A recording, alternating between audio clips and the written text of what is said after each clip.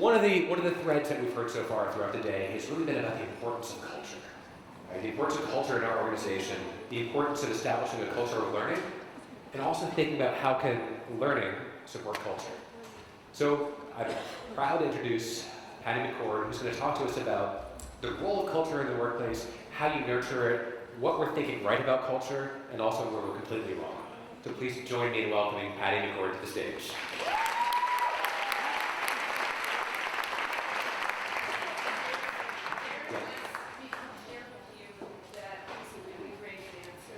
And at a cocktail party, he would really like to dance with anybody who would want to dance with him. Am I right? He's gonna owe me. I'm gonna owe him for this. This could be bad. Okay. Oh look, that was me. I'm gonna say some things about us that aren't particularly flattering, and you're gonna think, what kind of HR person am I being forced to listen to who doesn't speak to us with kindness? Sometimes you have to be cruel to be kind, and I'm going to do that. I really am an HR person. I spent 30 years in the function. I learned a lot of really important stuff, and most of the stuff I learned is not important at all, so we're going to talk about it. I'm writing a book. It's going to be out in January. It's called Powerful. And I called it Powerful because it's a take on, something I think that we need to, especially the people in this room, need to help people find. And it's also a response to one of my least favorite HR words, and there are many, you will hear them. My least favorite HR word on the planet is empowerment. You're empowered. And I get to do that because I have a magic wand to empower. Do you know why we have to empower people now? Because we took it all away. Okay? So like next time you go to your place of work and if you're coming on the subway in New York, or you're in the parking lot in Silicon Valley, or you're walking down the street in San Francisco, and you look around at all those employees, say to yourself, they might sue us. They are coming to work to sue us. Okay, so what I want to talk about today is a different way to think about. We've gotten schizophrenic. You know, it's bipolar, our function. Like half the time you've got to worry that they might sue you and screw you, and the other half the time you're their happiness officer. My son is a millennial. Millennials, we were all millennials. Okay? What do you want when you're early in your career? Everything. When you want it right now. Okay, so millennials grow up. My son worked here, and he's the best bartender I know because at his company, whenever anything went bad, they went to bartending school. And I said, how come you don't know how to make a mojito? He's like, oh, we're always too drunk by the time we got here. I was at Netflix for 15 years. Anybody read the Netflix culture book? Okay. That took 10 years to write. We wrote it chapter by chapter, and every time we wrote a chapter, we tried to make it work. And if it didn't work, we'd throw it out. Okay? The day I turned in my HR credentials was a day in October of 2001. In the year 2000, we had filed our IPO. We were hanging around on Sand Hill Road. We were going to be Yahoo for movies.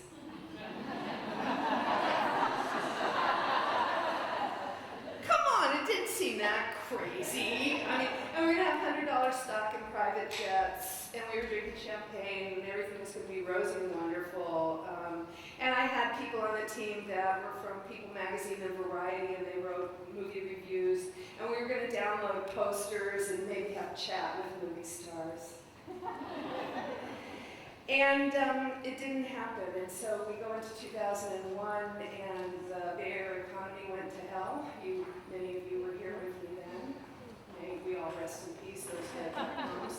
I went to a conference once where pets.com was on one side, and I forget who was on the other side. They're like, oh, DVDs in mail. We'll always have pets. And we do. We all have pets. We just don't get our pet food in. Actually, I get pet food in the mail. Okay, so 2001. September 11th happens. Anthrax happens. Did I mention everything goes through the mail? Right? Everybody in our customer base is out of work. We didn't go public, we didn't get that money. We were running out fast because we had to buy DVDs and stamps and envelopes and hire people to put them in the envelopes to send them to you.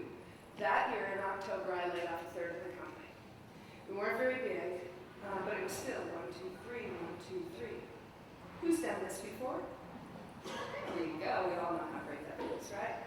But I said goodbye to the following groups of people: anybody who wasn't technically very competent, anybody who wasn't working in the operations of shipping DVDs by mail or our website, anybody whose job it was to approve somebody else's work, and all the babies and whiners. And that year, that Christmas in 2001, DVD players dropped to $99 and every single one of you had one under the Christmas tree. And the only marketing we could do was you opened up the box and it said, try Netflix for free. And our customer base went, whoosh. I mean, it was incredible. Now remember, I don't have any money. And for every new customer, I got to buy 3 DVDs and stamps and envelopes, right? So it's very capital intensive. So we're doing twice as much work with a third as many people, and it's 5 times more fun. And so if you read the Netflix culture deck, that's chapter 2 called High Performance, where we said, wow, if we build teams of the right people in the right place at the right time, then maybe we can get more important work done. And the other thing that I want to tell this community in particular, we did something that in retrospect seems really innovative, but it wasn't. It was just a matter of operating. We get everybody in the parking lot every Friday, and we have a meeting called Metrics. We talked a lot about metrics here today, right? And literally we pass out a piece of paper with the executive dashboard on it. And I realized that what we did was we taught them how the business worked. Reed was a teacher, I was a teacher, and it seemed completely natural to us that everybody in the company would want to learn how to read a P&L. I mean, that's fun. And we did, right? And they did. And so when things happened in the business, it wasn't this shocking, gap in communication that we had to create a plan for. People already knew because they had that information. And so I would say that in our culture, in the culture we created at Netflix, learning and development was the air we breathed. And we had to share the context of everything we were doing. Why? Because we were making this shit up. People would say, how come management didn't see this coming? I'm like, we make it up. Didn't know. Whoa, that didn't turn out, better not do that one again, okay? So, I wanted to talk to you a little bit about teams. So when we did this is when I stood up on a chair. If you're in a small company, here's a note. When you can no longer stand on a chair and address the entire company, it's time for a different communication methodology. I stood up on a chair and I said, we are not your family. Anybody here laid off a family member ever? Anybody said family at work in the last couple of weeks? You're not. Okay, so I stood up and said, we're not a family, we're a high-performing team. And then I set out to create the kind of culture and organization that people could feel like they were part of a team. And teams come together to do what? They play to win, right? That's what you're going to do as a team. So, fully formed adults walk into your door with power, okay? High-performing teams are never satisfied. Okay, I have a story to tell you about Canada. We were talking about Canada, Amy. I get an invitation to speak in Canada in Montreal in February, and I say yes. Was that the dumbest thing? Who's been to Montreal in February? I asked my daughter, I'm like, what do you think I should wear? She's like, go to Patagonia, get a puffy coat, do it now. Get the furry one, Mom, the long one. Like, if you can walk in a sleeping bag, get it, okay? Sub-zero. I'm like, really, do you think it's that cold? She's like, Mom, okay. So, but now I'm starting to realize I am in Montreal in February. It is, it's like projected temperature. You go to weather bugs, like -18. Like, ah! So I get a hotel so that I can walk in underground to my venue. My venue is the Bell Center. Does anybody know what the Bell Center is? It's a hockey stadium, but I don't know this. right? So I walked down below, and at the last minute they said, hey, by the way, you're not going to do keynote. You're going to be on stage with another person. We're going to do a fireside chat, and the guy that you're going to be speaking with is a man named Scotty Bowman. Scotty Bowman is the winningest hockey coach in the history of the game. I'm down below in the green room with Scotty, and we both get makeup. And he's this 70-year-old man, you know, in kind of a rumply suit, and he's just really sweet. And we're talking about his grandkids, and then he says to me, he goes, we're under the ice. And it dawns on me, we're in a hockey stadium. Like, it's not like this. So I walk up the back of the stage, and my face is on the Jumbotron. Like, ah! It's like, have you ever seen your face? So I'm doing my Botox face. So I go sit down. Scotty Bowman walks up. The place goes wild. I mean, people are turning around, they're taking selfies with. He's the winningest hockey. I'm in Canada, at the Stanley Cup Stadium with Scotty Bowman, and people are like, oh my god, oh my god, oh my god. If they had those foam fingers, there would be foam fingering, right? So he goes and he sits down next to me. I'm still doing my. God, I'm so glad I'm here with Scott Bowman. So the moderator says, Mr. Bowman, you're the winningest coach in the history of hockey. What's your secret? How do you do it? How do you give people feedback? And he says, well, we play an 80-game season. Every 10 games, I sit down with each player personally. They do a self-evaluation. I do an evaluation of how they're doing. I look at all the statistics related to what all they're doing, performing. I look at the roster of who we're going to be playing in the next 10 games. We look at the sub-teams, we look at the other teams, and we look at videos and try and figure out what we've achieved, what we need to do better, and we put together a plan for the whole team, individually, person by person, every 10 games in the 80-game season. So the moderator says, Patty McCord, you're widely known for hating the annual performance review, which I do. And he said, but I've never heard you say what you would do instead. And I said, what he said. And the reason I tell you that story is because I get invited to speak with a lot of professional coaches. And honestly, I think our inspiration should come from them. I mean, the idea of playing to win, the idea of being on a team, the idea that I went from Montreal to Dublin, Ireland, and then I was talking with the guy who's the winningest coach of the Irish games. Do you know they have their own games? Yes. It's weird stuff, like curling. It's like high alive it's weird shit. But he says, you know, I look for people who are really talented. I look for people who are great team players, and I look for people with spirit. So it's something to think about when you think about innovation and change, because innovation and change, ideas and inspiration can come from plenty of people outside of our function. The other thing I want to say at this point is I get a lot of shit for being somebody who hates policies and procedures, and I do. Partly because I've spent my whole life around engineers. How many of you guys work with software engineers? I bet you love them. I mean, I love these people. You know, the world is so clear. It's good or bad, it's right or wrong, it's black or white, it's 0 or 1. And any nuance is bullshit. Am I right? Right? Shades of gray, ain't gonna happen with engineers. So with engineers, a couple of hints for you. HR speak is what they're making fun of you for doing while you're here today.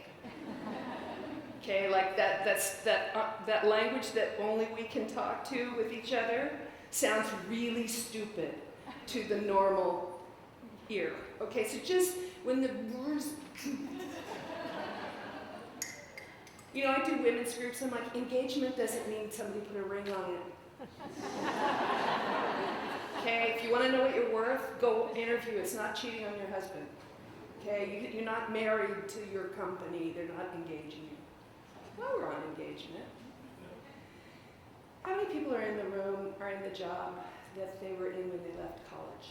If you're an intern, it doesn't count. My God, all these horrible companies that couldn't retain you. It's a shame, it's a crying shame. The other thing I like about coaches is that teams win seasons and then they move on. What I love about coaches of professional athletes like the Irish Games is, they start with very young people early in their careers. And they talk a lot about, I also heard the coach of Manchester United, and he talked so deeply about that his job was not just to win games, was not just to have great teams, was to build the character for these young men that would keep them through the rest of their lives being productive members of society. I was like, man, that's deep. So, but they think about the work of their professional sports team as events that last for a season and then people move on. So when I did that thing at Netflix, when I said we're not your family, one of the things that I decided to do to make the culture work for me was I wanted us to be a great company to be from. And I want that to sink in with you just for a second. Because if you decide that, and you know for sure that your employees, just like you, all of you, are going to move on and do something else, then you want to make sure you fill them up with learning and experience, and not because we know what makes successful people. Successful people have worked with other successful, smart people on amazing stuff, right?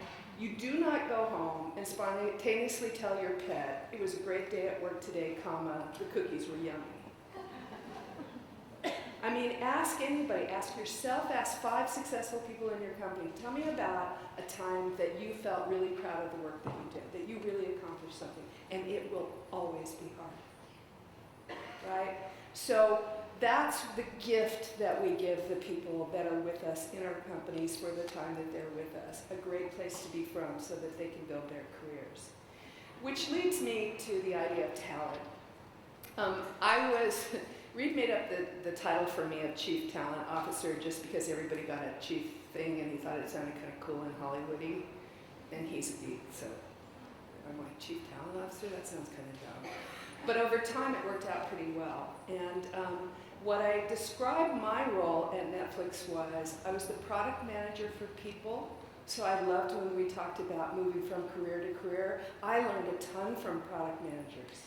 For those of you who work with product management, think about how similar that is to the roles that a lot of us have.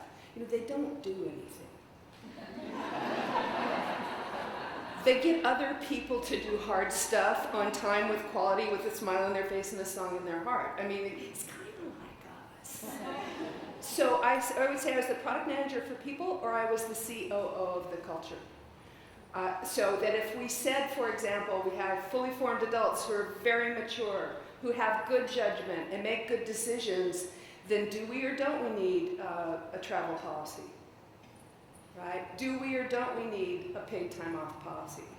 Do we or don't we need somebody in finance to approve every expenditure over $5,000 because it's a company full of engineers and they wouldn't know that 5,001 is more than 5,000. Right? That adds no value, right? So think about that. The talent in your organization ebbs and flows based on who your customer is, the size of your company, and in your roles, for many of you, what you learn, what you go away with, what skills and experience people are going to have is something that you have to be inside of the business to understand. The only metrics that really matter are business metrics. So that's where you can measure. You got to go all the way to the business metrics. So because I was around engineers, I have an algorithm. I think it makes me sound kind of data-y. An algorithm is a mathematical sense that's true. This is mine.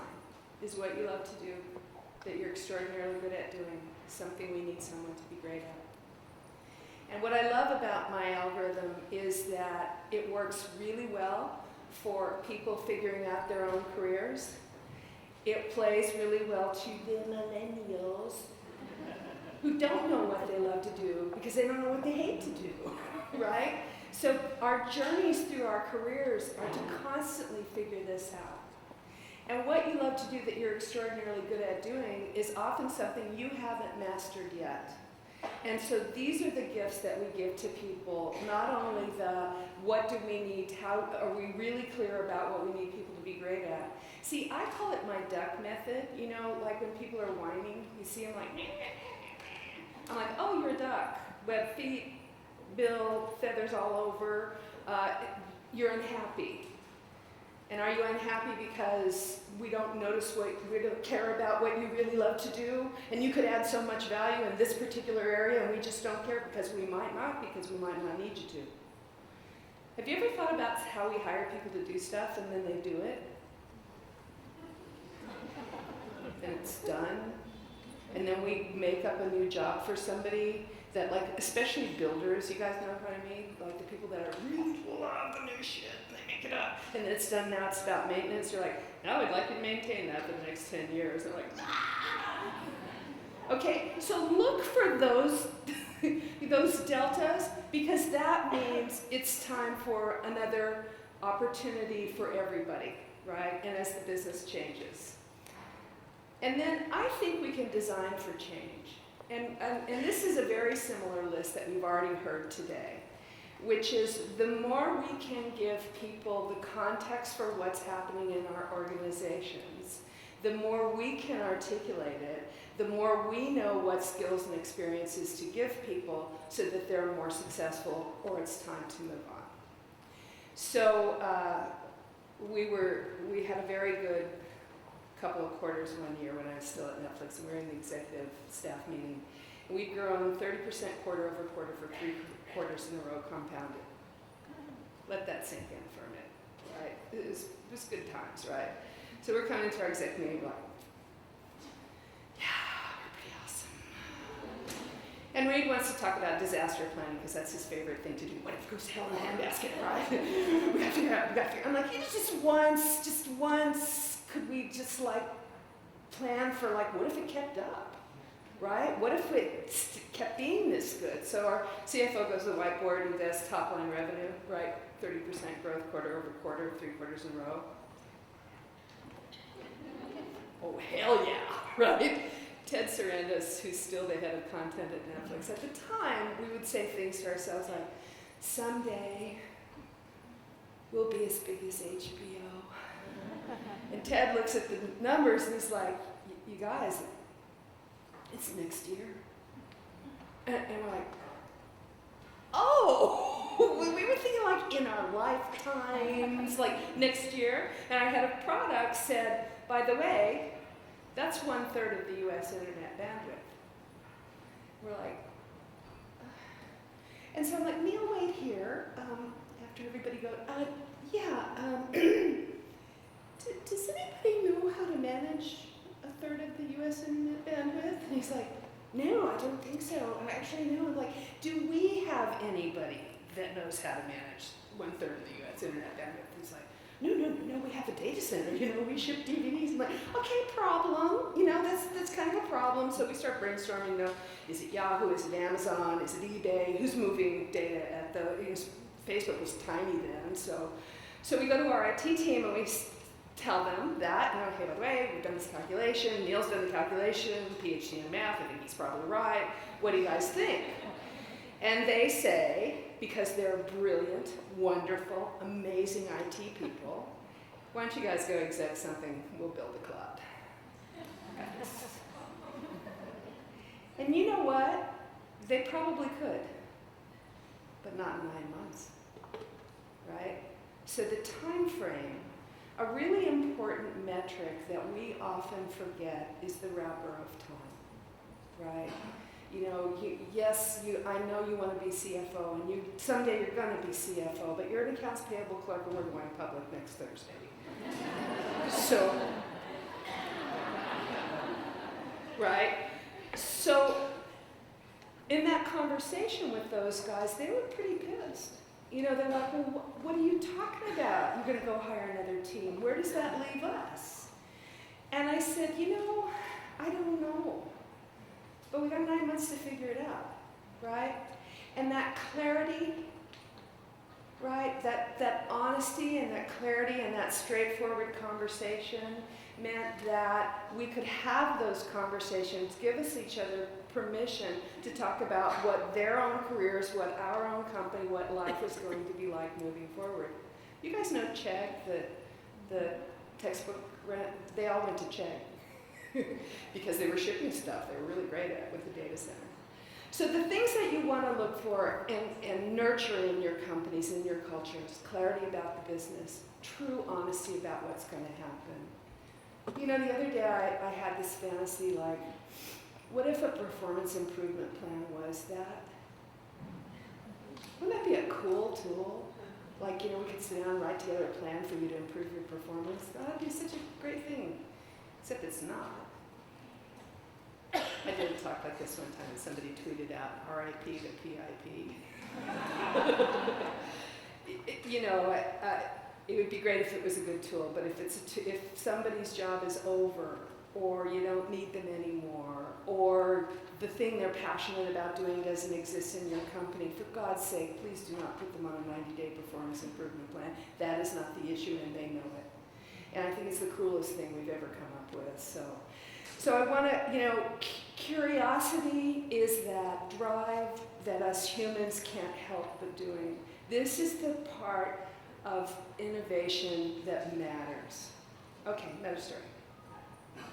Reed says, hey, guess who called me today? I'm like, I don't know, Pope, who called me? Steve Jobs, when Steve Jobs was alive. And he said, he's got this new product and he wants our video streaming service to be part of it. I said, oh, really? What's it called? He's like, we're to refer to it as the transformational device. Like, oh. And I said, do we get to see one? He's like, no, only 7 people are going to be allowed into the locked room that contains the transformational device. I'm like, okay, when does the transformational device debut? He's like, we don't know, 6 to 9 months, it's Apple, it's secret. I'm like, okay, do we know what kind of technology is going to be used in the transformational device? We'll know when we commit. Okay, well, you know, let me see if we got anybody that wants to work on the transformational device. Well, of course, it's everybody, right? So I'm like, we'll sequester a team 24/7. I'll get out the, you know, the midnight oil and the cots and everything. So it's the iPad, of course, right? You know, when the guys come back from Apple, I'm like, so did you see it? What was it like?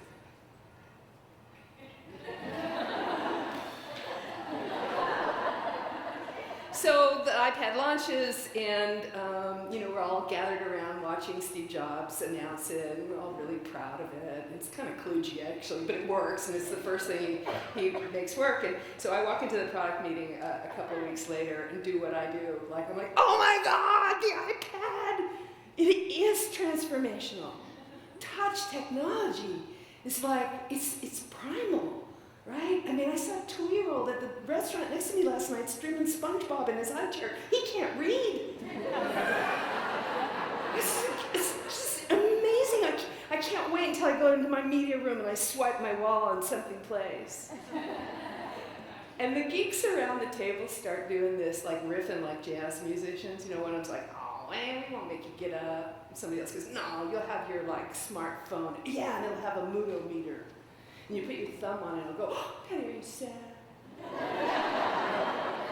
And instantly a romantic comedy starring all my favorite actors and actresses will begin playing, right? And I thought, they're going to do this.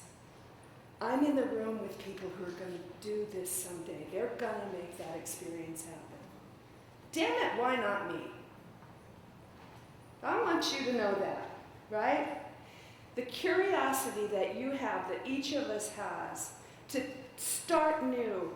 The whole time I was at Netflix, I'm now known as, I get these, somebody came up to me at South by Southwest and followed me around. He's like, are you Patty McCord? I'm like, yeah. You know, you're some, it was weird. It was like being stalked. But what I learned about innovation and learning from those engineers, the story I just told you, they did not say, let's see what best practices are on that experience. Yeah, let's see what Google's doing, because they probably do it right. I did staff presentation for Reed one time on RSUs, and he's like, what the hell is this and why is it so complicated? I'm like, dude, I haven't even gotten to taxes yet. And he goes, what is it? And I'm like, it's deferred comp, because the SEC kind of got wind, we've been printing money out here, and we can't do it anymore. And so this is best practices in the Silicon Valley around stock options right now. He goes, why? And I said, well, HR people can be kind of sheep and Google does it. And he said, what did we do before Google? I'm like, whatever, Microsoft did. So the challenge I give to you is, you know what I did that was so innovative, mind-bogglingly innovative? I threw shit away. It didn't matter. I just stopped doing it, right? There's got to be something better than the annual performance review. You know that. Imagine you were innovating on that. Imagine you said, I think feedback on performance might result in better performance. That's my hypothesis. I'll try and find some data to prove that, which isn't really that available, but let's say I talk to all my other HR colleagues and we agree, all of us in this room, that's a good idea. We go to the whiteboard and we start innovating, and I'm like, I got a plan. Once a year, in writing, we'll look back at everything that happened the year before, all the way back, even though we won't remember any of it, and we'll write it down in this really complicated system that's going to talk to our KPIs and the team goals, the company goals. We're going to roll it all up, we're going to roll it all down, we're going to do peer-to-peer, we're going to do all this stuff, and then we're going to use that information about what happened last year to figure out how to pay you next year. What do you think of that? And everybody in the room who is an innovator would go, okay, there's Patty's idea. Anybody else? Anybody? We can do, so, right, when you're doing stuff, when you go back and you do stuff that you know is dumb, and that people, you know they're making fun of you. You know, when a geek rolls his eyes, there's a there.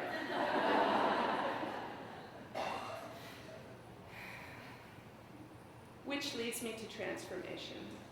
And it's really important that we think about this, and everybody today has talked about it.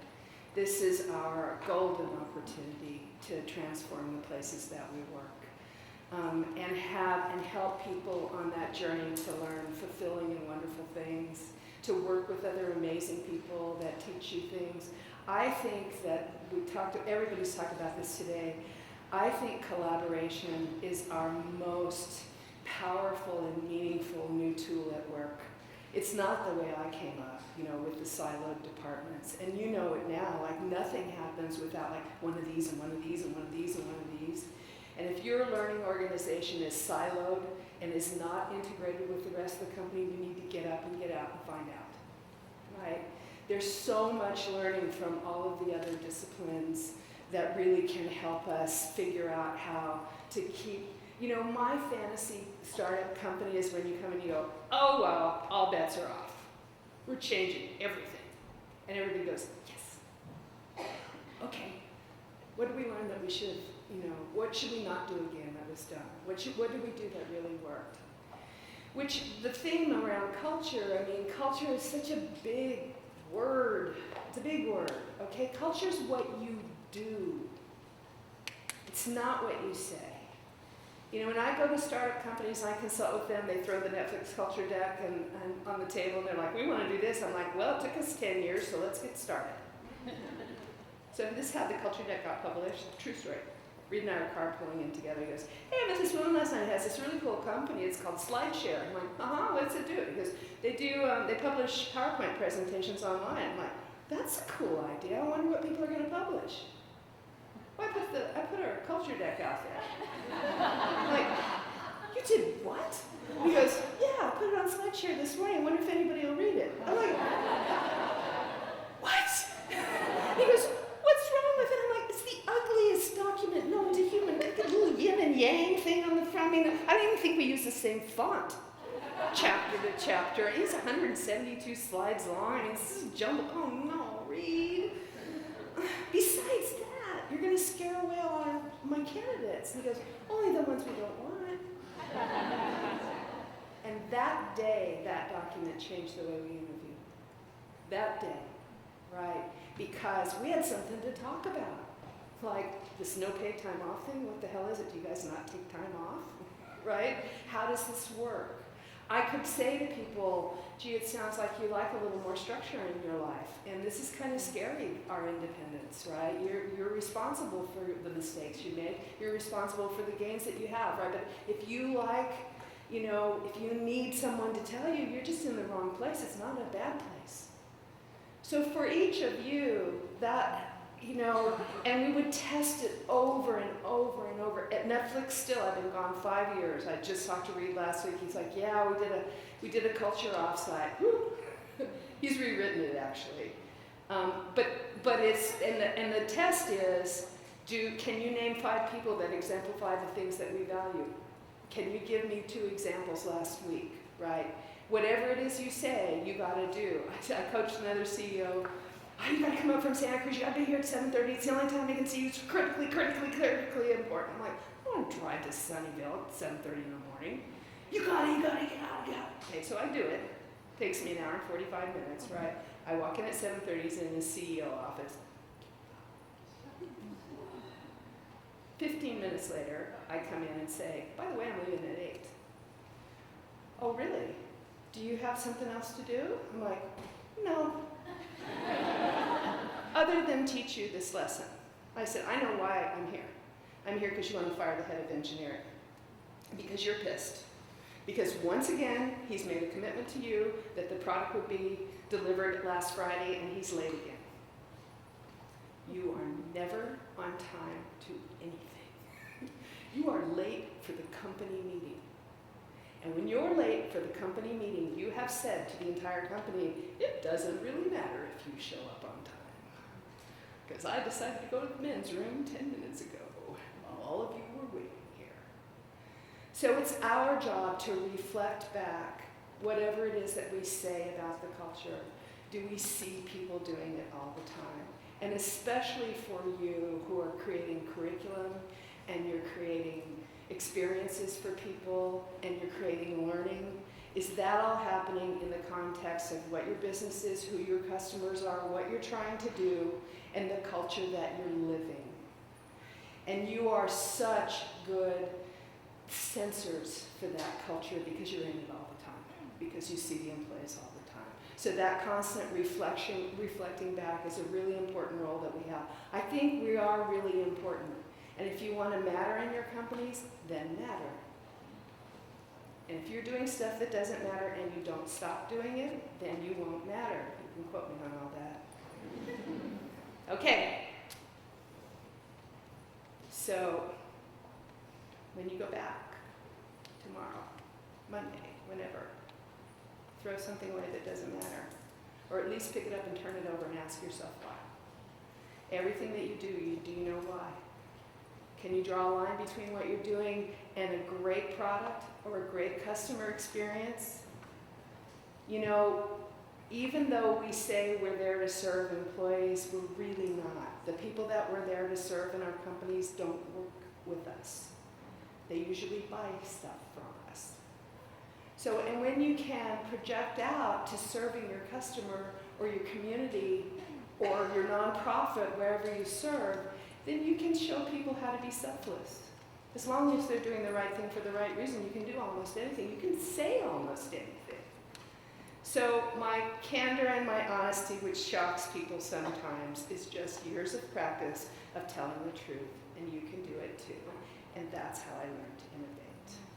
That's my talk, okay? Ask why. Done. But it's Q&A time. So anybody have any questions? You want to talk? Let's talk. We have a mic here? Are we doing the mic thing? Come on.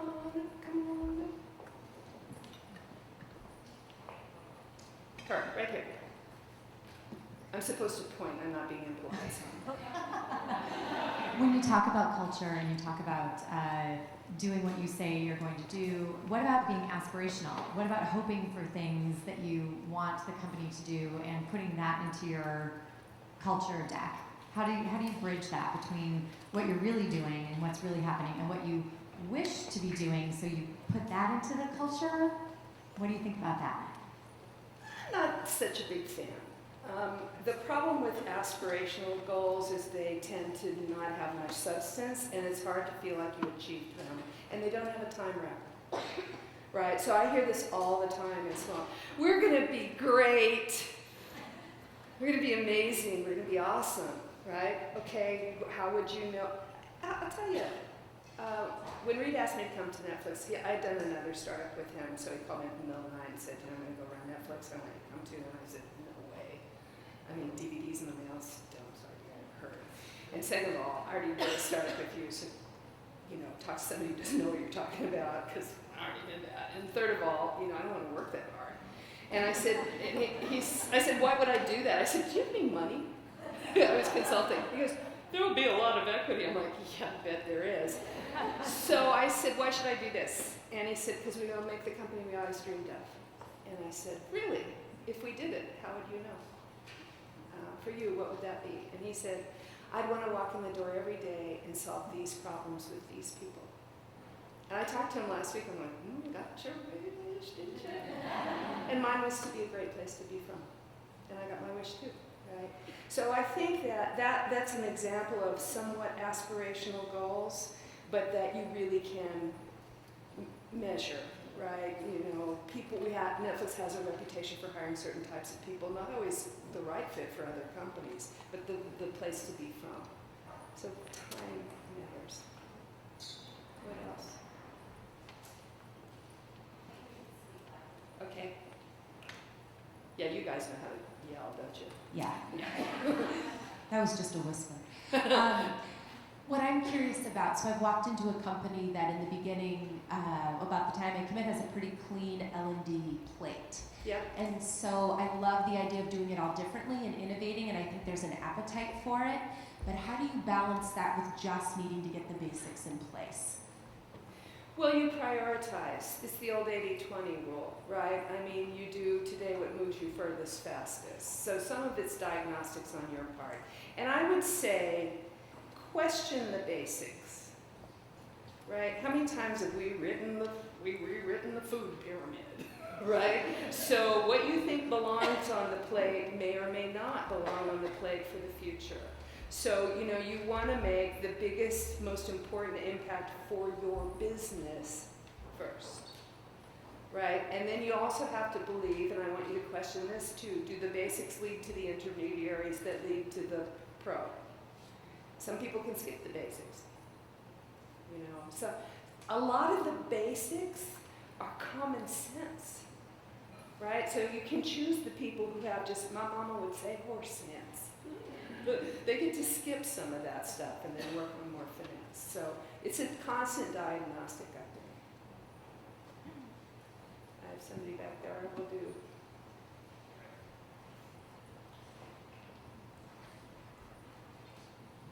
So Patty, given the performance management shift that you've been talking about, clearly the once a year doesn't work. A lot of the neuroscience supports that. I know you've been asked this question a lot, but if you could design the perfect performance system today, what would it look and feel like? I think it would be very personalized, and I don't think it would be a perfect performance system. So here's another HR thing. Please, with the global HR initiatives, just stop. Because they're consistent. That's what we aspire to. Yeah, I've got everybody doing it the same. That's my innovation. So I would recommend, and I recommend to a lot of my companies, take a small intact team and have them come up with it. You don't have to come up with everything. Just say, hey guys, come up with a system. What do you think? How would you like to see performance happen? I have a company that mandates one-on-ones, and every fourth one is a feedback session. And they prepare it with an email, a note beforehand, hey, this is what I want to cover, this is what we talked about last time, these are the things I need more, and it's a two-way one.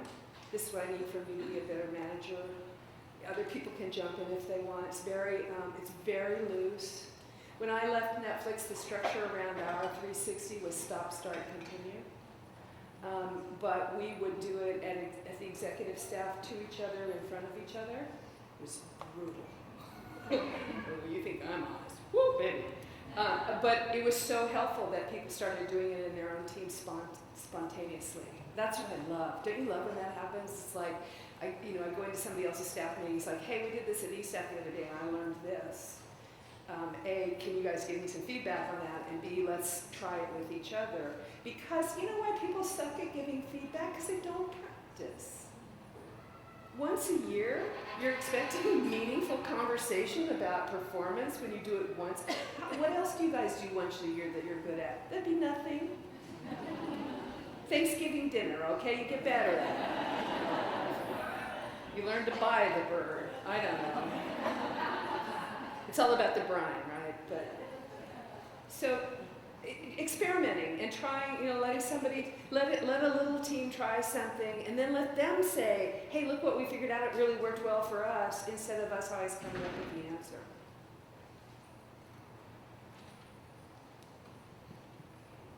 Right. Leadership development is another area where we're doing a lot of the same stuff in spite of the fact that it doesn't work. So I'd be really curious. That's why I asked about the basics. Yeah, and so I'm curious what you would say to somebody who's asking you about bringing leadership development into a company. What's your best advice? The first diagnostic would be to know who's a great leader in your company already, and you know that, right? I mean, it doesn't take very long to do that. And then, because there's great leadership and there's great leadership in your company. The other day I had this fantasy that another word I might want to throw out, because I have these fantasies, is management. I mean, just think about it. I'm going to manage you, right? That takes away a lot of power when you're managing people, right? So if we're not going to manage them and we're not going to empower them, then leadership is by example. So I always, I just was always relentless in making sure that leaders walk the talk and looking for people who could do it and doing a lot of stories and examples around that. So, I mean, that's what makes sure that the type of leadership that works in your company works in your company. I mean, I do a lot of big companies that are command control, and they really want to change and they really want to innovate. And then I come do leadership teams that are this big that are inside of the company, and I say throw it away, and they just get apatite. Dan, we can't do that. And I'm like, well, okay, well, you asked me. So, you won't, and I tell them, I'm like, nothing's going to happen. You've got so much momentum. I mean, I had a guy at a company tell me once, we're a 125-year-old financial institution, and I think we've figured it out, and I don't really know that we need to hear anything you have to say. This is in a breakout. I'm like, me too, and like, there's cocktails out there. So happy to just skip the whole breakout thing. Because he couldn't do it. And I said to him, you're going to keep doing this for a really long time. I don't know if it's another 100 years. But somebody's figuring out a better way to do this, and they're going to eat your lunch. It's not tomorrow. Because people are not going to go to a bank and talk to a loan officer. What else?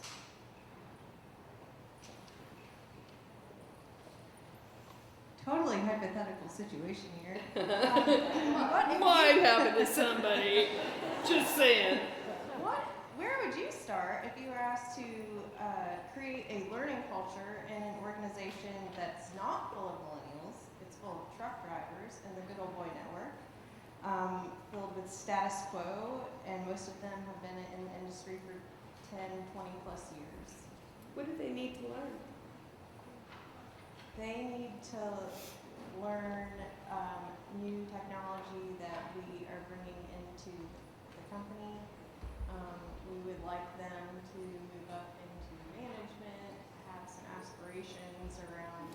You got to make it what's in it for them, right? I mean, they certainly see the news, right? I mean, you've got to paint a picture of the future that's better than the past, right? And I think that we're doing a really poor job of painting a future of fear instead of a future of prosperity. And, you know, I think you need to get people excited about learning. And then, you know, again, my biggest successes were picking people to experiment with things that were highly likely to succeed. Like, don't choose the guy that is never going to change by God, because don't choose that person to do, model your new behavior, right? Choose the person that can actually do it, and then reward them, and have them talk about it. We should leverage more. We should leverage, you know, people who are successful in companies more and hold them up as models, and say, this is the future.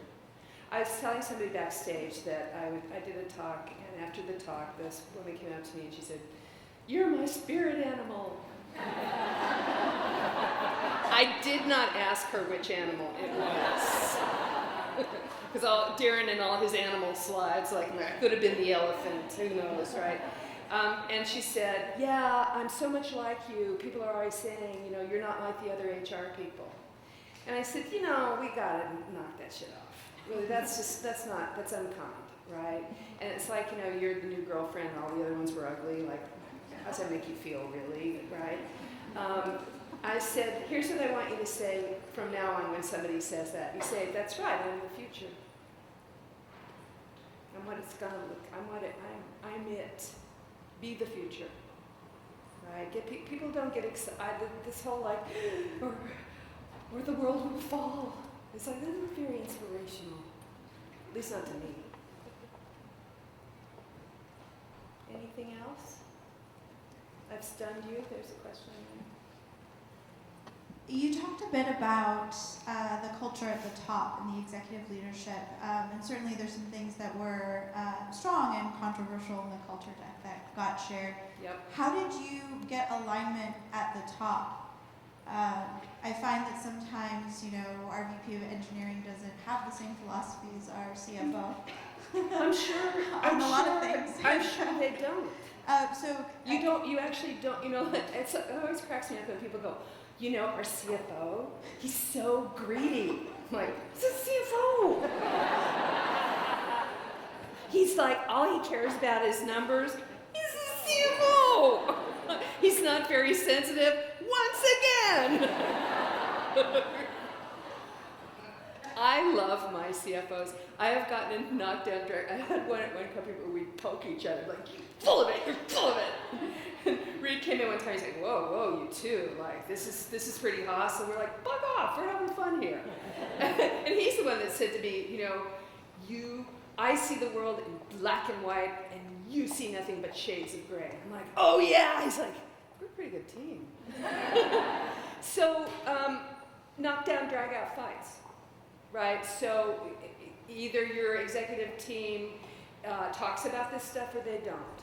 We talked about it a lot, and we fought it. We fought it when we proposed the idea of a high performance culture, which was, you know, if the business changed, that we would swap out and put a different team.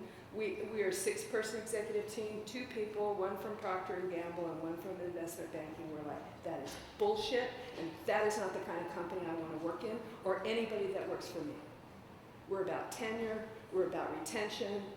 You know, it took years.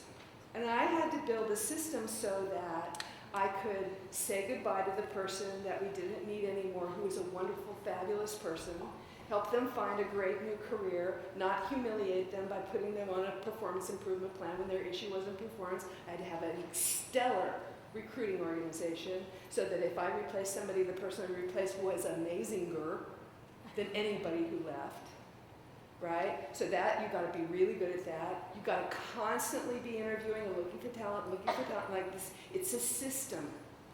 It's a whole system. So where we help is we provide our expertise, constantly upgrading the team with skills, with experiences, learning, with exposure.